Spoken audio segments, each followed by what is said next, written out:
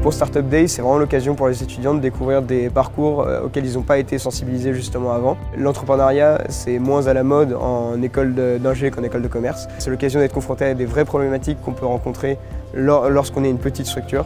Et justement, ce format de une journée avec la présentation des startups la matinée et la réponse à des problématiques de ces entreprises l'après-midi, ça permet d'avoir une vue sur un spectre un petit peu entier de la startup. Et pour moi, c'est assez naturel en tant qu'ancienne de l'école des ponts de participer au Pont Startup Day parce que c'est ici que j'ai appris finalement les bases de l'entrepreneuriat et j'ai aussi été confrontée à beaucoup d'entreprises qui venaient au pont pour nous faire travailler sur leurs problématiques. Donc pour moi aujourd'hui, c'est vraiment une joie de revenir aux sources et de pouvoir travailler avec les élèves de la nouvelle génération. Alors participer au Pont Startup Day, pour moi, c'était important parce que je suis un ancien des ponts. J'ai toujours beaucoup utilisé mon réseau. Je me suis appuyé sur l'enseignement que j'ai eu, sur les rencontres que j'ai faites et sur les possibilités d'ouverture que ça m'a donné. Donc pour moi, c'était un petit peu rendre aussi au pont ce qu'on m'a donné. Alors moi, je trouve ça très sympa de bien sensibiliser les élèves à ce monde de l'entrepreneuriat pour toucher du doigt sur des cas concrets. Effectivement, je pense que c'est de plus en plus des carrières dans lesquelles on va faire des allers-retours, des fois entre des grosses structures, des plus petites structures. Donc ça enrichit et ça fait des profils qui seront plus agiles et plus adaptés au monde du travail. Moi, j'ai été particulièrement heureuse aussi de la fraîcheur en fait, avec laquelle ils ont regardé les problématiques qu'on leur a soumises.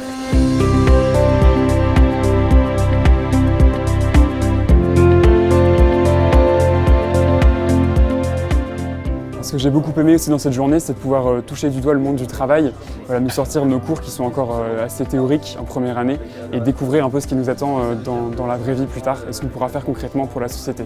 Déjà, il nous permet de rencontrer des alumni et donc ça, c'est une chance qu'on a, c'est de pouvoir parler plus franchement avec eux, plus directement et aussi de voir tout le processus de création d'une entreprise qui est quelque chose dont on ne parle pas souvent au cours de notre formation normalement. Cette expérience m'a permis de travailler en groupe. Donc ça, c'était une bonne expérience. Et aussi de développer ma créativité et mon imagination face à des problèmes qui sont bien réels. La première chose que je vais retenir, c'est l'importance du réseau, je crois.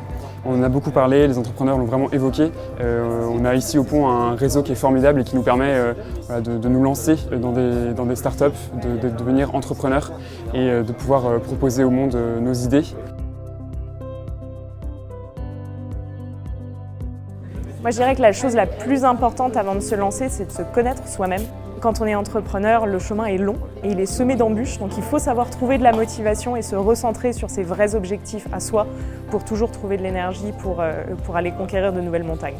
Le premier, c'est de penser mixité dès le début, dès la constitution des équipes d'associés. C'est plus riche pour les entreprises, ça fait des meilleurs produits, ça fait plus de performances. Le deuxième point, c'est de penser avec un coup d'avance. C'est bien d'avoir des belles idées, mais penser à l'impact que ça peut avoir au deuxième, au troisième temps, parce qu'en fait, ça peut être bien à court terme, mais générer un impact sociétal qui est moins bon.